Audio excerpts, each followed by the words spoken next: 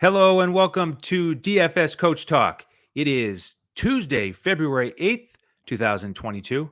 I'm Andrew Hansen, ready to break down the 10-game NBA DFS slate here tonight. And I thought it was Tuesday, but it kind of feels like Thursday. It feels like the trade deadline because we have had some blockbuster moves this morning. I am recording this early afternoon to try to take advantage of this news and process it and try to figure out how it's going to affect this slate. I think it will be very important. And there are still rumors of other moves to be made, of course. And we're going to talk about how that might affect each of these games as I go game by game, of course. And, there's 6 of the 20 teams involved in a back to back, but there's been almost as many trades and moving pieces. So that's kind of the key number today. But we do have some pace up teams tonight. 12 of the top 14 in pace are on this slate. So that's why I'm going to get after here and get ready. And by the time I finish, we'll probably have another trade to analyze. So we'll see what Woj comes with next. But let's start at the top with Phoenix and Philly. The only 7 o'clock Eastern game, and it's a 217.5 total. Philly favored by 1. Phoenix has a back-to-back here. They had a nice win over Chicago, high scoring. Booker was great with 38. Chris Paul had a nice double-double. Crowder had a double-double. But I don't plan to go to anybody on Phoenix tonight since it is a back-to-back. Philly has a slower pace, decent defense, and Phoenix guys are priced up pretty well. Booker at 8,500 on FanDuel is a decent price, but don't plan to go there on this slate. Crowder, I think, is the best price, 4,100. DraftKings 45, FanDuel, but probably not on a back-to-back. We've got some other guys in that range that are attractive. On the Philly side, Embiid is probably the only guy I would play for a couple of reasons. One, he's obviously been playing tremendous ball, coming off 40 and 10 last time out, but he's expensive and it's a tough matchup. Phoenix is second overall defensively, and they're a bottom 5 matchup for centers. Phoenix also has their full group at the center position ready to go. Ayton, McGee, who played really well yesterday, 16 and 8. They've got Bismack Biyombo and Jalen Smith, of course. So they've got all those bodies ready to throw at Embiid. Decent pace with Phoenix, but Philly plays slow, and just don't think I want to pay up for him in that tough matchup. And then I don't really want to pay for anybody else on Philly because with these rumors with Ben Simmons, you never know. Philly could make a move, and then somebody like Curry or Danny Green could get thrown in. Those are the two guys, the other starters who I think are decent prices. Curry, low to mid 5K range. Danny Green, mid 3K range. He hasn't done much since he's been back, but he doesn't have to do much at that price to pay off because we know he can combine some threes with some stocks. So I think it's really risky to play anybody from Philly other than Embiid because obviously they're not going to trade him. So I would proceed with caution there. Niang's a decent price also off the bench, 3,500 both sites. Korkmaz and Drummond, of course, getting minutes. And then the question mark tonight is Thibault.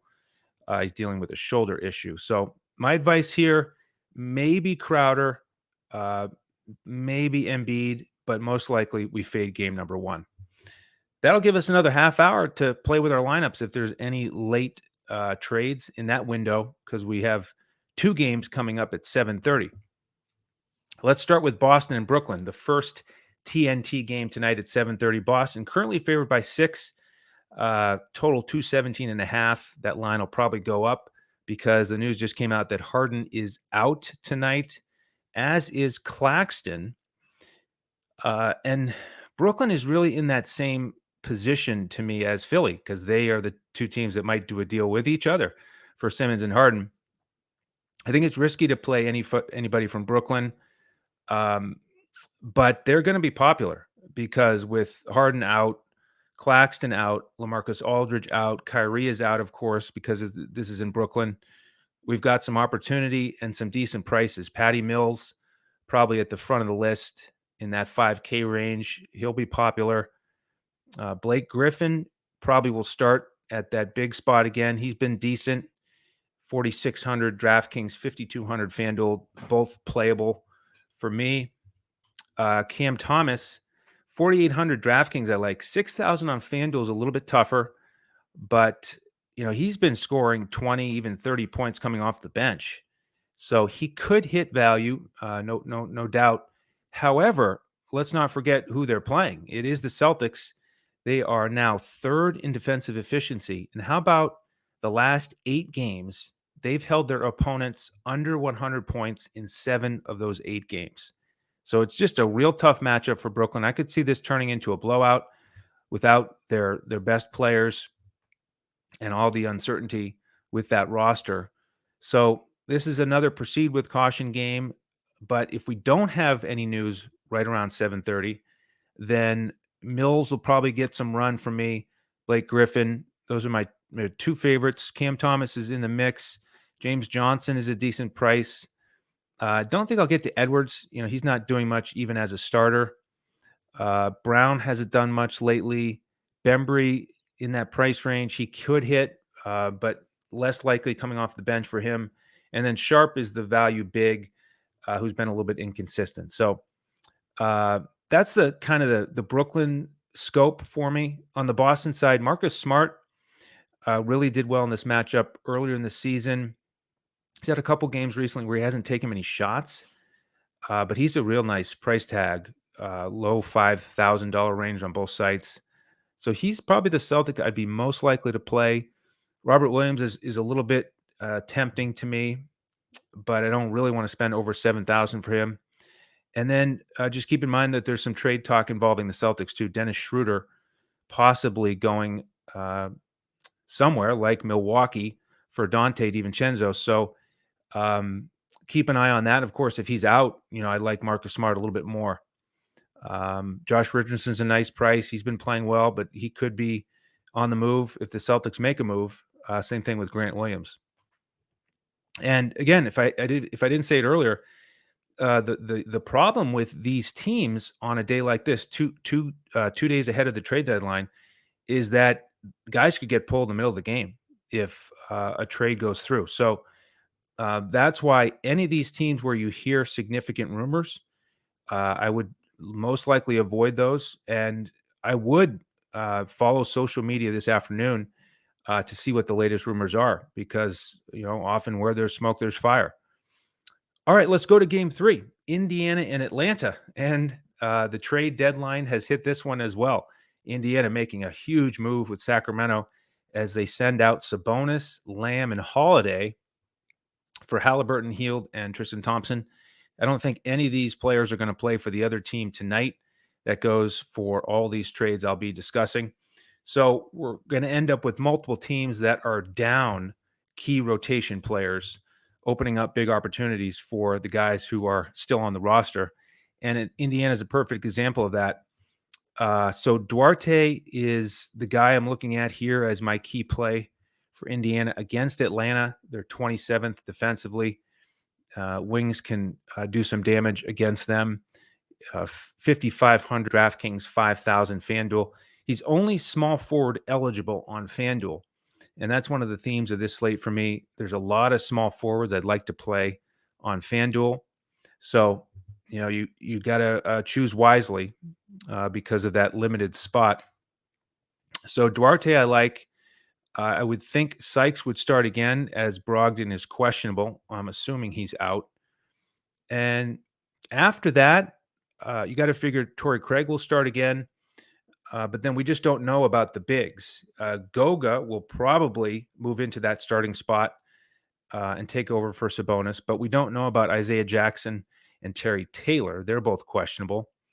If they're both out, I like Goga a bunch.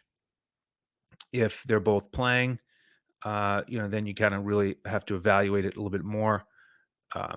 And then let's not forget about Lance Stevenson. He could jump in here and be a slate breaker. We've seen it happen before. Washington has been playing well. 4,100 on DraftKings is a good price for him. So lots of value here with Indiana because all the guys who are playing are probably going to be mid 6K range or less. How about Atlanta? Now, they started the day as 9.5-point favorites with a 226.5 total. Again, I think that line will go up a little bit. Both these teams are off until Friday. So even if it is a blowout, I could potentially play somebody like Trae Young, 9,000 on FanDuel. Uh, Herder's cheap on DraftKings. Hunter is cheap on both sites, 4,600 and 4,800. Collins, huge game against Dallas, 22 and 18. He's probable right now with the heel. And then Gallinari questionable and Lou Williams doubtful. So a couple moving parts there for Atlanta as well. Right now, I'm zeroing in on Trae Young as the guy I'd be most likely to play. Maybe a GPP play for Herder or Hunter, but we'll see about the news with those other guys. If Gallinari and Lou Williams are out, you could see a little more usage for guys off the bench like Wright and Bogdanovich. Knox might even get some run. And then Okongwu, he's been pretty solid and still cheap, 3,700 on DraftKings. I think he'd be more likely to get to 6x than Capella. Capella's minutes have taken a hit lately, so I won't play him, but Okongwu would be a possibility. All right, let's move ahead to 8 o'clock. We've got two games there, starting with the Clippers and the Grizzlies. And the Grizzlies have owned this matchup this year. They have 3-0 against the Clippers, going for 4-0. We've had decent totals in this matchup, 234, 228, and 231. Total tonight is set at 228. Grizzlies favored by 8.5. Clippers pretty healthy, and no big news there because they already had a big trade with Powell and Covington coming in. I thought the Clippers won that trade dramatically. I don't understand the approach from Portland there. I thought they did much better with this CJ McCollum trade with the Pelicans because Powell and Covington, I mean, those guys are scorers, they're defenders. They're really a nice combo, and they came off the bench in that last game for the Clippers and did well. Powell, 28 points in only 24 minutes in his Clippers debut. He hit his first 4 shots. Just played great all night. Unfortunately, he's really expensive, 7,000 on DraftKings, 7,500 on FanDuel. So I'm not going to play him. Covington, much more reasonable. But the thing with the Clippers right now is that they've become pretty deep and pretty balanced. So I'm just not fired up about playing those guys. Now, the minutes were pretty balanced against Milwaukee because it was a blowout, but I think it's a little bit hard to trust any particular guy with minutes here, other than probably Marcus Morris, who is my favorite play on the Clippers tonight. He's only 6,500 on DraftKings, 61 on FanDuel, played well against Milwaukee, scored a bunch early. So I like him here as a nice mid-tier option on this slate. Reggie Jackson's been priced up a little bit. Coffee started again, but his minutes and shots will probably go down a little bit with all these guys in the mix. And let's talk about this bench unit because against Milwaukee, it was Kennard, Mann, Powell, Covington, and Ibaka. And I think that could be the best backup 5 in the NBA. They're just very versatile, talented. They've got some experience. They've got some athleticism.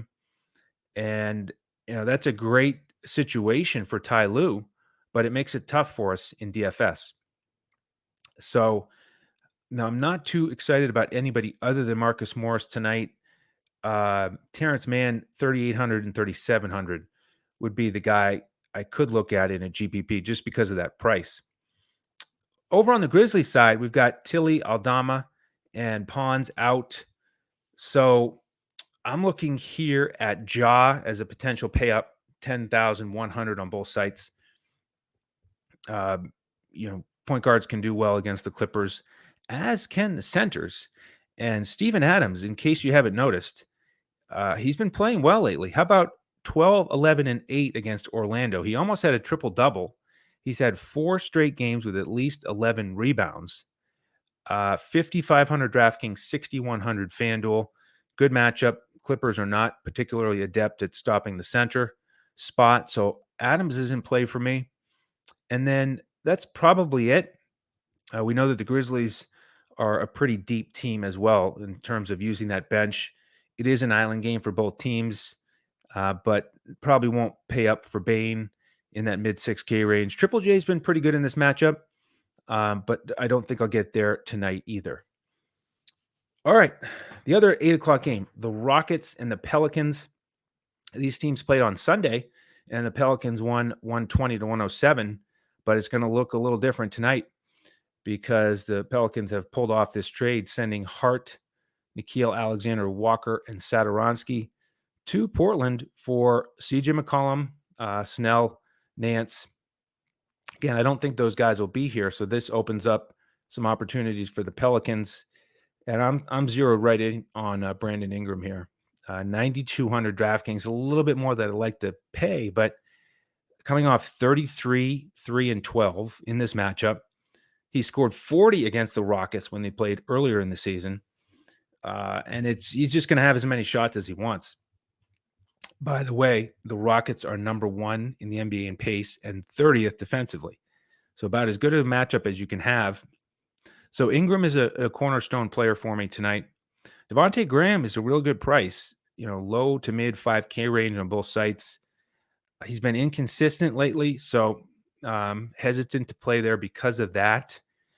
But I wouldn't be surprised if he hits his number. And then Garrett Temple has been ruled in. He had a question mark with the health and safety protocols. I'm guessing he'll be starting along with Jones and Joval. I don't think I'll go to any of those guys.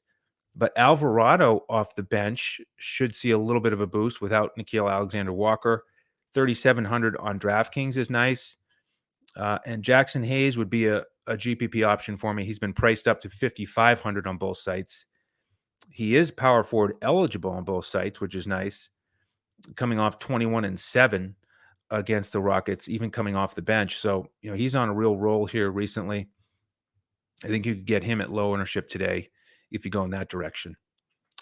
All right, let's move to 8:30. We have Detroit and Dallas. Really low total here, 213.5. Dallas favored by 11. One of the least attractive games on the slate on paper. We've got Dallas slow, they're 27th, but a good defense, they're 5th. And then we do like that Detroit is below average defensively, and they've got an above average pace. But the whole game environment, you put it together, I'm just not too attracted to it. We do have some news that could impact that, though. On the Detroit side, there are some rumors now about Jeremy Grant. So that is the biggest domino here. If he is playing, he's pretty cheap, 5,400 on FanDuel. And then Stewart is 5,200 on FanDuel, also as a power forward. So if Grant stays and plays, I could see myself going to one of those spots. Grant is, his minutes are back up. He hasn't really smashed yet, but his price keeps going down. So this could be the night. Again, not a great matchup here with Dallas 5th defensively. And then Stewart, for a long time there, he just wasn't quite performing as well as last year or playing as much, but his minutes are back up.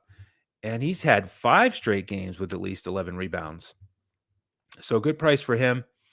That's probably it for me. If Grant sits, then Sadiq Bey, I think, will get some ownership. But I really hesitate to pay for him when he's almost 7,000 in a tough matchup.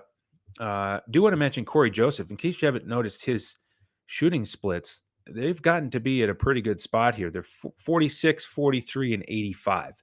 So really efficient, good price in the mid 4K range. But the other thing here is we've got Cade Cunningham questionable with a hip. If he comes back, that obviously takes away from all those other guys I've already mentioned. And then the bench, a little too crowded for me and just not enough upside with Hayes, Frank Jackson, Lyles, and Olynyk. On the Dallas side, Luka wouldn't surprise me if he cruises to another triple-double here, but very expensive, Embiid level prices on both sites. I'd probably rather go to Brunson, 5,800 on FanDuel, and save a bunch. Um, Now, the piece of news over here that I'm looking at is Kleba, because he had been ruled out, but now he's listed as probable. Uh, and if he plays, then that takes away from a guy that I was looking at, Bullock, because when Kleba last played, Bullock came off the bench. Bullock did play big minutes in that one. Um, but if Kleba plays, then to me, it takes away a little bit from Grant on the other side, and it takes away from Bullock. So it probably becomes a fade situation for me. But if Kleba sits, Bullock, I was really zeroing in on, because did you realize that in his last 6 games from 3-point land, he's gone 28 for 57. So he's making about 4.5 a game and taking almost 10. And he's 5,600 on both sites. So if Kleba sits, you could look at him. DFS is also an interesting price on FanDuel at 4,200, the GPP option there. All right. Let's turn to 9 o'clock. We've got New York and Denver out there on an island. 219.5 total. Denver favored by 7.5. And they have the luxury of sitting there at home on an island. They're off until Friday, whereas New York played last night in Utah. So they've got one of the toughest back-to-backs in the NBA, going from Utah to Denver. And their starters played big minutes. Lost 113-104. They were right there, had the lead. Randall, RJ Barrett played well again, following those tremendous performances against the Lakers. And how about Mitchell Robinson last night? 19 points and 21 rebounds against Utah without Gobert. But because of this tough back-to-back, I don't plan to go to any of those guys. Don't plan to go to Fournier. The one guy I'm actually looking at is the guy who sat out last night. That's Kemba Walker. 4,100 on DraftKings, 4,300 on FanDuel. I know he has been down a little bit lately, but let's not forget, this is the guy who in December had a fantasy point night of over 70. I don't know if there's ever been an NBA player in recent years in DFS who's gone for 70 fantasy points, and then later in the season, he's 4,100 on DraftKings and 43 on FanDuel. So that's my long way of saying he is a GPP option for me, especially on a slate like this. I think he could really sneak in there. And if he plays like Kemba, watch out. But certainly scary. That's sort of the definition of a GPP play.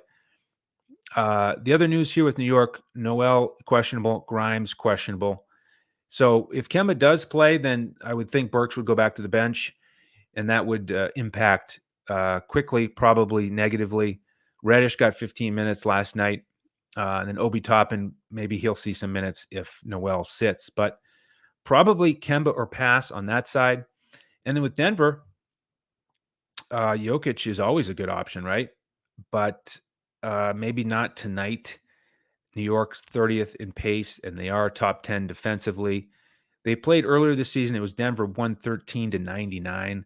Not surprising that it was low scoring. And Joker only played 27 minutes, played well, 32, 11, and 5. He usually does. But at 12, 6, and 11, 5, he is another pay up option that I am likely to pass tonight. If I had to go with somebody after that, maybe Will Barton in that mid tier. Don't plan to go to Morris, Jeff Green, Aaron Gordon. And then with the bench, we have Austin Rivers questionable. Highland, Forbes, one of those guys on DraftKings could easily hit because Highland's only 3,600, Forbes 35. But again, pretty poor game environment here with New York. So Denver is likely a pass for me. All right, let's go to 10 o'clock. How about the second game on the TNT doubleheader? Milwaukee and the Lakers. These two teams played earlier, and Milwaukee won 109-102. Giannis went for 47, 9, and 3 in that game.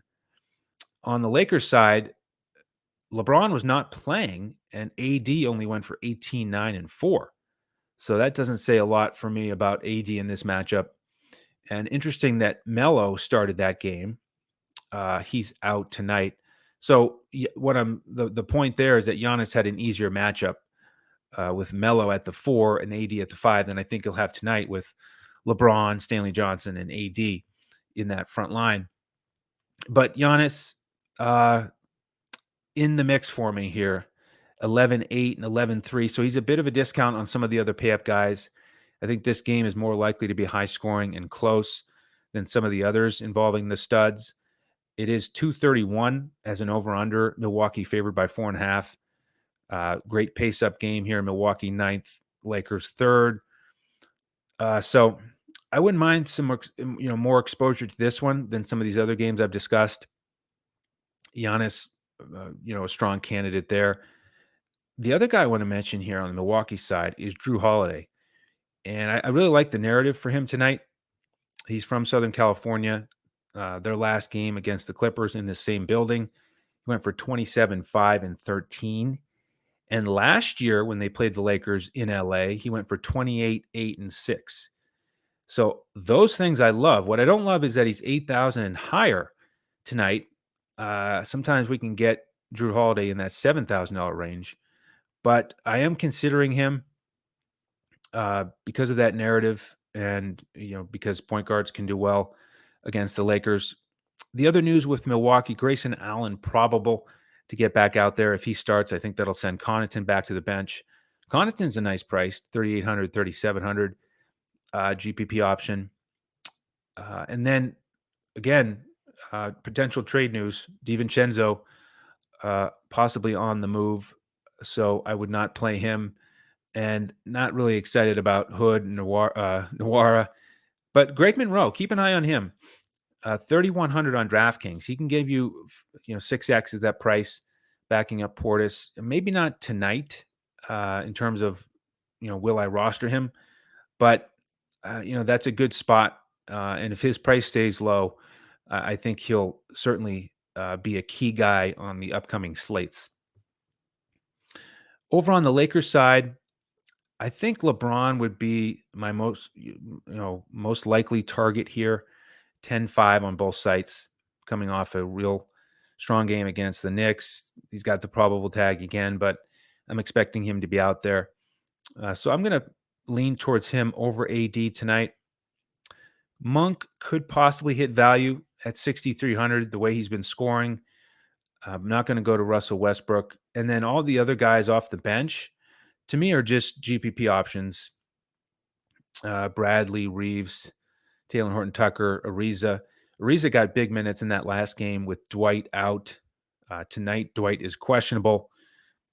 So we'll keep an eye on that news. But it's most likely some of the key guys from this game: Drew Holiday, Giannis, LeBron, or a pass. All right, we've got 2 games to go. Just want to thank everybody for tuning in. Do hit that thumbs up if you don't mind. Subscribe to the channel on YouTube. We appreciate all that support. Any questions, reach out to us on Twitter at DFS CoachTalk. You can find me on Twitter at Language Olympic. And if you'd like my lineups tonight, then join us on our website, dfscoachtalk.com. Sign up there, grab your membership. We'll send you an email, invite you into our Discord, and then I'll give out the lineups about 20 to 25 minutes before tip. DraftKings Coaches Clipboard, where I will highlight core plays and then add a bunch of players to fill out your roster. And then I'll give you full lineups on FanDuel and Yahoo, cash lineups, GPP lineups. All right, Orlando and Portland next on the docket. 10 o'clock tip, 223.5 total. Portland favored by 3.5. And again, this one is going to be impacted by this trade with McCollum. Portland just tearing it down. So a lot of openings here for value tonight. It is a front end for Portland. Orlando is off until Friday. So I'll start on Orlando because I can be quick on that side. Not a ton of interest. Cole Anthony or Suggs possibilities. Suggs more likely for me tonight because he's 1,000 or more cheaper than Anthony. Don't see myself going anywhere else. Orlando really not playing well. And there's no particular reason other than the fact that Portland is bad. They're bad defensively, 28th. So of all nights to play somebody from Orlando, this would be the night. But the Portland side is just much more attractive because of the opportunities. And given that it's a 10 game slate, just don't see myself playing Orlando here much. But on Portland, I'll definitely have exposure to them. Anthony Simons, got to start with him. 7,000 DraftKings, 65 FanDuel. I would think he would have 20 shots or more. Um, it's a decent pace game here. Orlando's 11th. Portland is 14th. So he's probably the number one target for me. Pretty safe cash option to have a bunch of usage here. Ellaby's been starting. So he's a guy to consider. Nurkic would be the other starter I think we can count on. Little pricey for me, not an easy matchup against Bamba and company. Um, so yeah, I think he'll be popular because of the fact that he's a veteran and he's a leader, and he should perform better with the extra opportunities in terms of fantasy. But he's just sort of on the radar, on the borderline of the radar for me because of the price tags. I'd be more likely to go with one of the other value plays for Portland here. I could see Ben McLemore jumping into the starting lineup, and he's coming off 19, 4, and 2 in 28 minutes in the last game. 3,500 DraftKings, 4,600 FanDuel. Justice Winslow. Here's another guy I'm interested in tonight. How about minimum price on DraftKings as a power forward? A little tougher on FanDuel, where he's 4,500, and again, small forward only. So that's the crowded position that includes Duarte and Brandon Ingram, among others. Also, guys like LeBron and Giannis. So it's tough. You can't get everybody in. I can't that I want to play at that small forward position, but he's one of the guys I'm considering. He got started with 20 minutes in that last game, 6 points, 7 rebounds, 1 assist. I think those numbers will likely improve without McCollum and Snell. So keep an eye on Winslow. Dennis Smith Jr., he's so cheap that he could hit value, but he hasn't been playing well. So I'm not excited to play him. And then other than that, it's pretty thin bench. You've got Greg Brown at minimum price.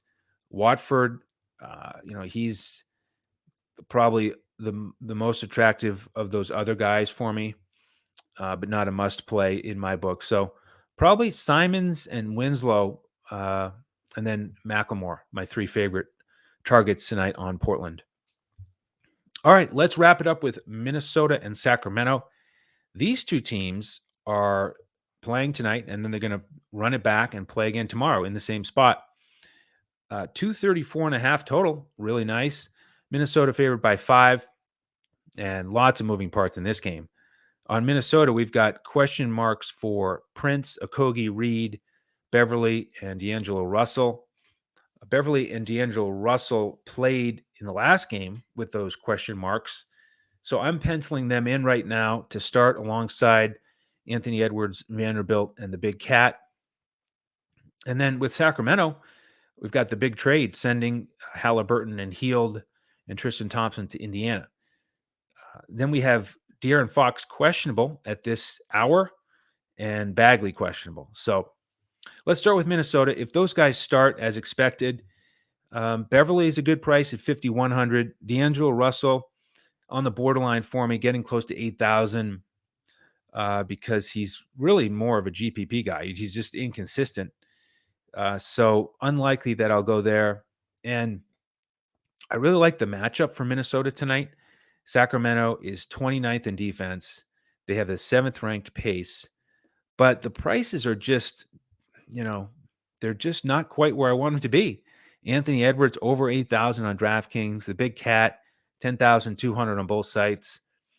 And if Beverly and D'Angelo Russell start, then you have the risk of, just them spreading out the shots somewhat evenly so that it gets tough for any of those guys to smash.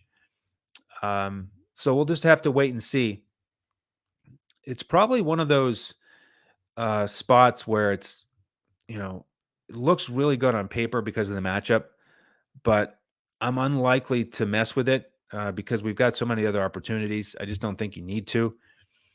And you've got Beasley off the bench as another attractive play tonight. 4,100 on DraftKings as a shooting guard, coming off 20 points and 9 rebounds. Really streaky player, but he's on one of his hot streaks. So keep an eye on him. And then we've got McDaniels. If Reed is out, Nathan Knight might get in there as a minimum price play.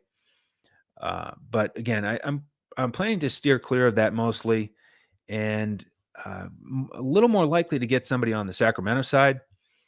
But we'll just have to wait and see about Fox. If he starts around 8,000, dealing with Pat Beverly defense, I probably won't go there. Mitchell is a possibility, mid 5K range. He's really stepped up recently, had that great game against Golden State. Then you've got Mo Harkless. How about a price discrepancy here? 4,000 on DraftKings, 6,000 on FanDuel, coming off 18 and 11. So he's in my player pool on DraftKings. And then Harrison Barnes has also been playing well, mid 6K range. You could look there. Probably won't go anywhere else. Holmes, Jones, Metu, kind of splitting up those minutes a little bit. And they kind of balance it out. Holmes just hasn't been getting the 30 minutes that we want or playing quite as well as we want. And then Jones, really expensive on FanDuel, 55. So, more likely is sort of a one-off situation with Mo Harkless on DraftKings or Barnes on either site. All right, that is the 37-minute rundown here of the 10-game slate. Looking forward to it. It's a really exciting slate here with fun matchups, moving parts, and I like this dynamic here of the trade deadline. So I'm going to stay on top of the news right down to the wire, and we'll be doing that in our Discord with our members.